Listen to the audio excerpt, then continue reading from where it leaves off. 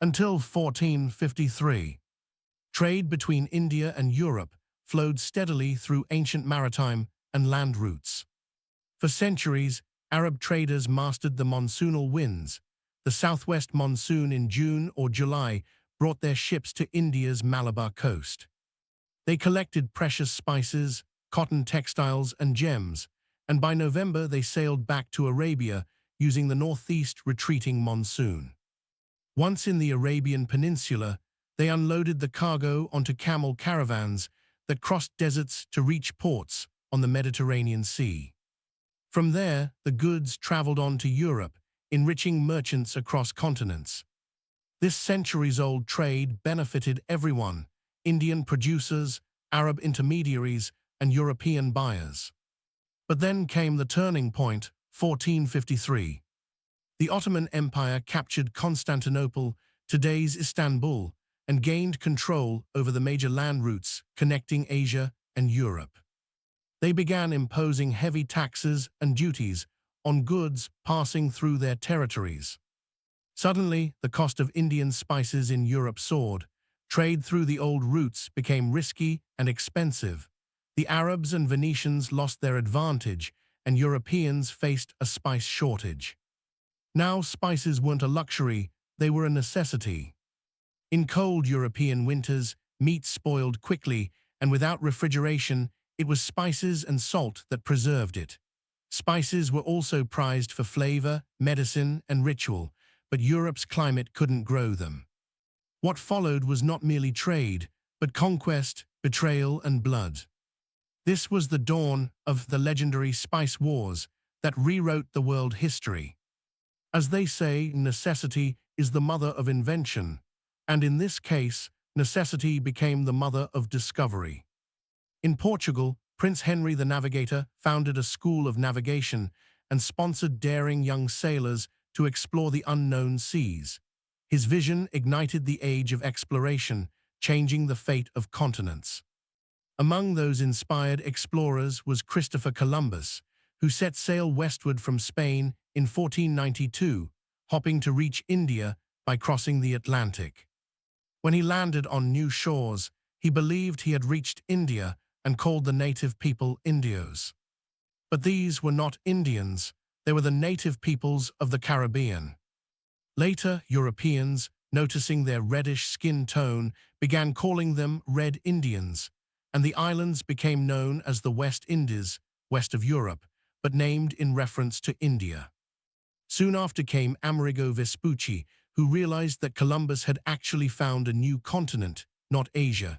In his honor, the lands were later named as Americas, North America and South America.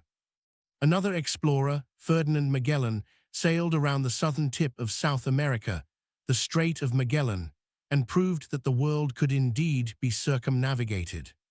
Then came a turning point. An explorer who shifted the world's wealth from east to the west by establishing a sea route to India, the golden bird of the ancient and Middle Ages. He is Vasco da Gama, a sailor from Portugal who was sponsored by Henry the Navigator with the largest of the ships in Europe to find a sea route to India, set his sail. Vasco da Gama studied these voyages closely that are set sail on the western side of Europe to reach India. He knew others had gone west, but he decided to go east, around Africa, following the oceanic winds along the African coast. After a perilous 11-month journey, aided by an Arab navigator, Vasco da Gama finally reached Calicut, Kozhikode, on India's southwestern coast in 1498. Half his crew had died of scurvy, hunger, and storms, but the route to India was found. The Zamorin, ruler of Calicut, received him with curiosity. Trade negotiations were difficult, but da Gama managed to sail back with a modest cargo of spices, marking a historic success, the first direct sea link between Europe and India. When he returned to Portugal, the voyage brought enormous profits. Though da Gama himself didn't become an overnight millionaire, Portugal celebrated his return as a national triumph.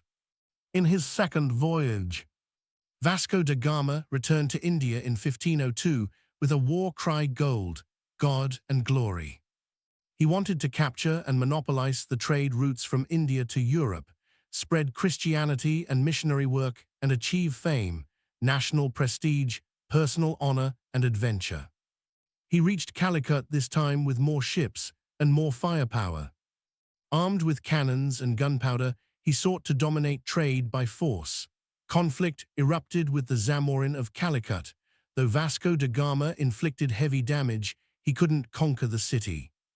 He came once more to India in 1524, appointed as the Viceroy of Portuguese India, but fell ill and died in Cochin, Kochi.